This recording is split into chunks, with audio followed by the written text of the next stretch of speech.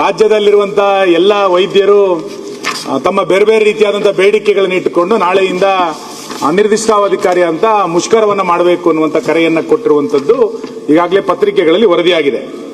ವಿಶೇಷವಾಗಿ ಔಷಧಿಯ ಪೂರೈಕೆ, ವರ್ಗಾವಣೆಯ ನೀತಿ ಮತ್ತು ಹುದ್ದೆಯನ್ನ ಭರ್ತಿ ಮಾಡಬೇಕು, ಖಾಲಿ ಹುದ್ದೆಗಳನ್ನು ಭರ್ತಿ ಮಾಡಬೇಕು ಅನ್ನುವಂಥ ಪ್ರಮುಖವಾದಂತಹ ಬೇಡಿಕೆಗಳನ್ನ ಇಟ್ಟುಕೊಂಡು ಈಗಾಗಲೇ ಅವರು ಪ್ರತಿಭಟನೆ ಕರೆ ಕೊಟ್ಟಿದ್ದಾರೆ.